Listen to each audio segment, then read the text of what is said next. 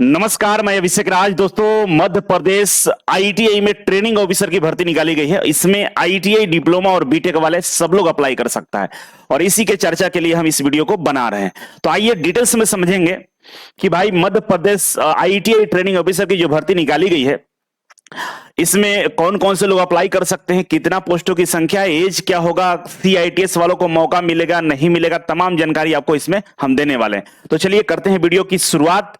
और शुरुआत करने से पहले अगर आप इस चैनल पर नए हैं तो सब्सक्राइब जरूर कर लीजिएगा, पुराने हैं तो लाइक और शेयर बनता है भाई। आइए, अगर आप इसका तैयारी करना चाहते हैं, Madhya Pradesh ITI training officer का तैयारी करना चाहते हैं, तो आप इजी वे ग्लोबल एप्लीकेशन को डाउनलोड कर लीजिए प्ले स्टोर से। और डाउनलोड करने के बाद इस तरह से बहुत सारे सेक्शन आपको दिखाई देगा, रेलवे, बिजली विभाग, मास्टर कोड, पीएसयू, इसी तरह से सीआईटीएस वाला सेक्शन दिखाई देगा।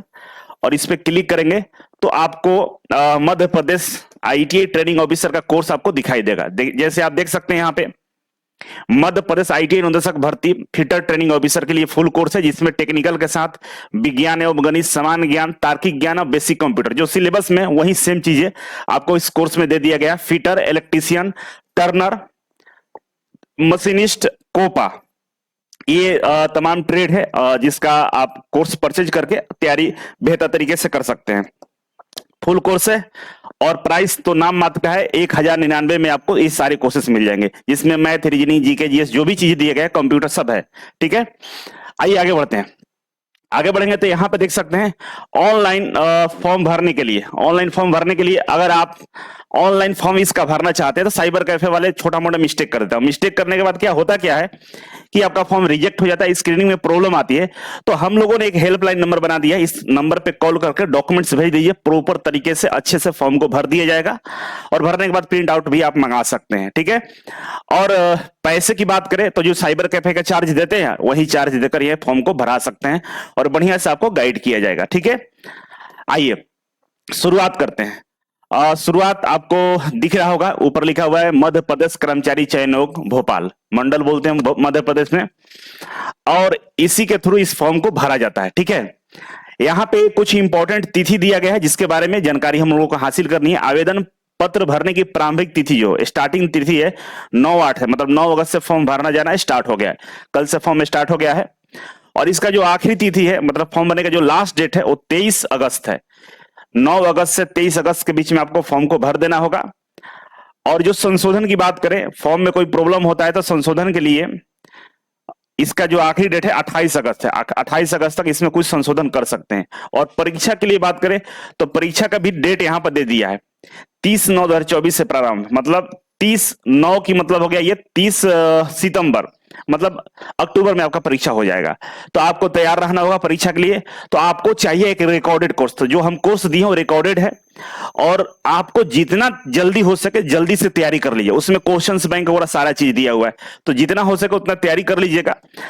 अगर आप लोग डिमांड करेंगे सिलेबस के डिटेल्स में कि पढ़ाई कैसे करें, किस तरह से हम तैयारी करें, तो उसके पर ही वीडियो हम लाएंगे। बस कमेंट बॉक्स में आप लोग कमेंट करना होगा। ठीक है, अब यहां पे लिखा है कि ये जो परीक्षा फॉर्म भरा जाएगा, ठीक है ना, ठीक है ना, ये जो भर्ती निकाली गई है यहाँ पे स्पष्ट कर दिया है लिख के ऊपर ही, सबसे पहले ही नोटिफिकेशन के ऊपर लिखा हुआ है भर्ती चयन परीक्षा 2024। ठीक है, और बोले परीक्षा केवल मध्य प्रदेश के मूल निवासी के लिए। जब ये परीक्षा केवल मध्य प्रदेश के मूल निवासी के लिए रहेगा, इसका मतलब ये है कि बाहर के राज्य वाले इस परीक्षा में सम्मिलित नहीं हो सकते हैं। जब सम्मिलित नहीं होंगे तो ट्रेनिंग ऑफिसर वहां पर आप नहीं बन सकते हैं। तो कुल मिलाकर बात यह है कि भाई मध्य प्रदेश कर्मचारी चयन मंडल की तरफ से जो भर्ती निकाली गई है, इसमें बाहर के राज्य वाले फॉर्म को अप्लाई नहीं कर सकते हैं। ठीक है, क्लियर, क्योंकि पहले, आज से पहले 2016 के आसपास भर्ती निकाली गई थी, उसमें मौका दिया गया था, लेकिन उसके बाद जितने भी मध्य प्रदेश से भर्ती निकाली जाती है उसमें अदर स्टेट वालों को मौका नहीं दिया जाता है। ठीक है, अब जो भर्ती निकाली गई है भाई, कौन कौन से ट्रेड है इसमें, तो आइए समझ लेते हैं। सबसे पहला नंबर की हम बात करें तो इसमें फिटर दिया हुआ है पहले नंबर पे, और टोटल सीटों की संख्या 70 है फिटर में। इसके अलावा वेल्डर है, प्रशिक्षण अधिकारी, ट्रेनिंग ऑफिसर बोलते हैं। वेल्डर के लिए टोटल सीटों की संख्या 82 है। इलेक्ट्रीशियन के लिए 60 है। कोपा के लिए 70 है। कोपा मतलब computer operator and programming assistant. इसके अलावा टर्नर का 20 है। मशीनिस्ट का 16 है। डीजल मैकेनिक्स का 20 है। मोटर मैकेनिक्स का 50 है। और इसके अलावा सर्वेयर के लिए 8 है। स्टेनो हिंदी के लिए 16 है, सामाजिक अध्ययन के लिए 22 है, और मेंटेनेंस मैकेनिक के लिए 16। टोटल 450 पद है। 450 पदों पे ये भर्ती निकाली गई है। जो मुख्य रूप से जो ट्रेड है, फिटर, वेल्डर, आपका इलेक्ट्रीशियन, इसमें सीटों की संख्या काफी अच्छा दिया गया है। तो जो बच्चे सीआईटीएस किए हुए हैं और मध्य प्रदेश से हैं, तो आप इंतजार कर रहे होंगे कि भाई एक बड़ी भर्ती देखने को मिले, तो आ चुका है। लेकिन दुखद यह है कि इसमें किसी तरह से सीआईटीएस क्वालिफिकेशन का जिक्र नहीं किया गया है। मतलब सीआईटीएस को लेकर यहाँ पे किसी तरह का कोई बात चर्चा ही नहीं किया है कि सीआईटीएस आपके पास है नहीं है। अगर आप इन तमाम ट्रेडों से आपने आईटीआई किया है और आपके पास एक्सपीरियंस है, तो आप अप्लाई कर सकते हैं। और डिग्री डिप्लोमा वाले भी इसमें अप्लाई करें, जो डिप्लोमा किए हैं। जैसे मान लीजिए आपने मैकेनिकल से डिप्लोमा किया है, तो आप फिटर में, वेल्डर में, टर्नर में, मशीनिस्ट में फॉर्म को अप्लाई कर सकते हैं। जितने भी ट्रेड, आईटीआई में ट्रेड बोलते हैं, जितने भी ट्रेड है, अगर आपके ब्रांच से रिलेटेड है, डिप्लोमा बीटेक वाले से, सब लोग अप्लाई अलग अलग फॉर्म कर सकते हैं। मतलब एक से ज्यादा पदों पे आप अप्लाई कर सकते हैं। लेकिन अगर आपने पार्टिकुलर किसी एक ट्रेड से आईटीआई किया और आपके पास एक्सपीरियंस है, तो आप इसमें अप्लाई कर सकते हैं। एक्सपीरियंस का भी कोई चर्चा नहीं है, लेकिन बाय डिफॉल्ट ये माना जाता है कि आईटीआई के लिए 3 साल एक्सपीरियंस चाहिए, डिप्लोमा के लिए 2 साल और बीटेक के लिए 1 साल एक्सपीरियंस होना अनिवार्य होता है आईटीआई में ट्रेनिंग ऑफिसर बनने के लिए। तो वो तो डीजीटी का रूल्स है, उसमें कोई समझौता नहीं होगा, ये एक्सपीरियंस आपको रखना होगा। बाकी सीआईटीएस कंपलसरी नहीं किया है, मतलब आपको नौकरी मिलने के बाद 3 साल के अंदर में सीआईटीएस करना होता है, आप कर लीजिएगा, हो जाएगा। ठीक है, पूरा नोटिफिकेशन आप डिटेल्स में पढ़िएगा। हमने तो कोशिश किया पढ़ने के लिए, बहुत बड़ा नोटिफिकेशन है। जो मुख्य बातें थी वो आपको सामने हम रख रहे हैं। ठीक है, अब न्यूनतम आयु की बात करें कि आपका एज कितना होना चाहिए, तो भाई एज का जो काउंटिंग करेगा 1/1/2025, 1/1/2025 से काउंट करेगा।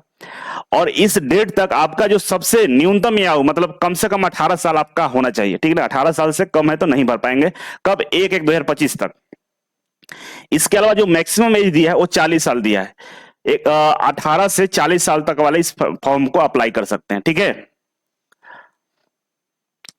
और इसके अलावा वैसे ये जो एक दिया है 21 से 40 ना, ये पहले का था, अब संशोधन करके 18 से 40 कर दिया। ठीक है ना, संशोधन जो हुआ है उसके अनुसार ये 18 से 40 कर दिया है। ये संशोधन तृतीय एवं चतुर्थ श्रेणी पदों के लिए है। ठीक है ना, और ये जो है ये थोड़ा सा हाई लेवल वाला जो पद होता है अधिकारी टाइप का, उसका है। तो हम लोगों का जो एज दिया है इसमें ये वाला दिया 18 से 40 साल। ठीक है, अब इसमें सिलेबस की जिक्र किया कि सिलेबस क्या है भाई। तो सिलेबस के तौर पे 2 तरह का सिलेबस दिया है, एक तो टेक्निकल है और दूसरा नॉन टेक्निकल है। टेक्निकल में 75 क्वेश्चन पूछेगा। ठीक है ना, कितना पूछेगा? 75 क्वेश्चन। टोटल 100 प्रश्न पूछे जाएंगे। कितना? 100 प्रश्न। 100 में से जो 75 होगा वो आपके ट्रेड करेगा। मान लीजिए फिटर है, मशीनिस्ट है, टर्नर है, इलेक्ट्रीशियन है, जो भी ट्रेड है उससे 75 क्वेश्चन आएगा। मतलब टेक्निकल से 75 है, और बाकी ये तमाम 4 सब्जेक्ट में, 4 से ज्यादा है, 5 सब्जेक्ट मिलाकर 25 क्वेश्चन पूछेगा, जिसमें साइंस भी है, जनरल साइंस भी है, मैथमेटिक्स भी है, सामान्य ज्ञान भी है, मतलब जनरल नॉलेज है, रीजनिंग है, और कंप्यूटर ज्ञान है। ये सबसे मिलाकर 25 क्वेश्चन पूछेगा। तो ये टोटल देखिए सब्जेक्ट यहाँ पर विज्ञान, गणित 2 हो गया, ये 3 4 5 सब्जेक्ट है और 25 क्वेश्चन है, 25 नंबर का है। मतलब 5 × 5 कर दिए, एक सब्जेक्ट से 5 प्रश्न पूछेगा, एक सब्जेक्ट से 5 प्रश्न पूछेगा और टोटल 25 प्रश्न पूछेगा। तो कंप्यूटर से 5 आएगा, रीजनिंग से 5, जनरल नॉलेज से 5, विज्ञान से 5 और गणित से 5। तो बाबू इसमें पता ही नहीं कर सकते कि हम कितना पढ़े। 5 नंबर के लिए पूरा मैथ पढ़िए, पूरा विज्ञान पढ़िए, पूरा कंप्यूटर पढ़िए, सब हाई लेवल का पढ़ाई करिएगा, तब 5 नंबर बनेगा। तो जो बच्चा पहले से नॉन टेक्निकल पढ़ाई कर रहा होगा और अभी केवल रिवीजन कर लेगा तो काम हो जाएगा, ज्यादा सीरियस होने की जरूरत नहीं है, जो बनेगा भगवान भरोसे। लेकिन इसमें जो कंप्यूटर वाला पार्ट है, ये बेसिक कंप्यूटर पूछेगा, इसको पढ़ना आसान है, 5 में 5 नंबर ला सकते हैं। रीजनिंग आसान पड़ेगा आपको। ठीक है ना, सामान्य ज्ञान और जीके जीएस की बात करें तो ये बहुत लंबा प्रक्रिया होता है। ठीक है ना, आप पढ़िए, इसका कोई भरोसा नहीं होता कहां से प्रश्न पूछेगा। लेकिन जिसका टेक्निकल स्ट्रांग होगा, जो टेक्निकल में बहुत बढ़िया पहले से प्रैक्टिस कर रहा होगा, तो उसको तो हो जाएगा। और टेक्निकल का क्वेश्चंस बैंक भी हम लोगों ने दे दिया है, बढ़िया से आप प्रैक्टिस कर सकते हैं। ठीक है, तो ये सिलेबस है, और भी चीजें दी गई है डिटेल्स में, और वीडियो हम लाएंगे इस पे। अगर आपका कमेंट आएगा कि भाई और क्या जानकारी आपको चाहिए, तो और भी वीडियो हम ला सकते हैं। ठीक है, अब जो परीक्षा होगा 30/9 से, मतलब 30 सितंबर से, इसका टाइम टेबल ही बाकायदा दे दिया है कि भाई रिपोर्टिंग समय सुबह 7 बजे होगा। प्रथम पाली में रिपोर्टिंग समय 7 से 8 बजे रहेगा, और पढ़ने का समय 8:50 से 9 बजे तक 10 मिनट दिया जाएगा। भाई निर्देश पढ़ लीजिए, और इसके बाद जो परीक्षा होगा 9 से 11 बजे तक होगा, मतलब 2 घंटा आपको टाइम दिया जाएगा। 100 क्वेश्चंस रहेगा और 2 घंटा टाइम, मतलब 100 क्वेश्चन 120 मिनट में आपको करना है, ठीक है ना। द्वितीय पाली में भी परीक्षा हो सकता है अगर अभ्यर्थियों की संख्या ज्यादा रहे तो, जो 12 से 1 बजे के बीच में आपको रिपोर्ट करना है, और आपको 1:50 से लेकर 2 बजे तक आपको पढ़ने का टाइम दिया जाएगा। और आपका जो द्वितीय पाली का परीक्षा स्टार्ट होगा 2 से लेकर 4 बजे तक, मतलब 2 घंटा परीक्षाएं होंगी, ठीक है। इस परीक्षा में सम्मिलित होने के लिए आपका आधार कार्ड पंजीयन अनिवार्य है। आपका आधार कार्ड नहीं है तो आप इसमें शामिल नहीं हो सकते हैं, ध्यान रखिएगा। और इसके अलावा बोर्ड द्वारा आयोजित मूल फोटो युक्त पहचान पत्र लाना अनिवार्य होगा, मतलब एडमिट कार्ड वगैरह लाना होगा। ये तो सारे एग्जाम के लिए ही कॉमन होते हैं, अब इसमें ज्यादा समझने वाली कोई बात है नहीं। आगे बढ़ते हैं। तो यही तक इंफॉर्मेशन था जो आपको मैंने बता दिया, जो डिटेल्स इंफॉर्मेशन था मिल गया है। अब इसका फॉर्म भरने के लिए लिंक हम डिस्क्रिप्शन बॉक्स में दे देंगे, आप फॉर्म को भर लीजिएगा। और जो हेल्पलाइन नंबर दिए हम, जिस पे फॉर्म भरने के लिए हम बताए हैं, वहां से भी फॉर्म भरा सकते हैं। और बाकी कोर्स खरीदने के लिए हमारे एप्लीकेशन को डाउनलोड करके आप इसका बाकायदा बेहतर तैयारी कर सकते हैं। तो और भी कोई बात होगा जो कमेंट बॉक्स में जानना चाहते हैं, पूछना चाहते हैं, तो कमेंट बॉक्स में कमेंट करिएगा। अगला वीडियो इस पर और भी हम लेकर आएंगे। अभी के लिए फिलहाल इतना ही था। थैंक यू सो मच, मिलते हैं अगले वीडियो में, तब तक के लिए नमस्कार।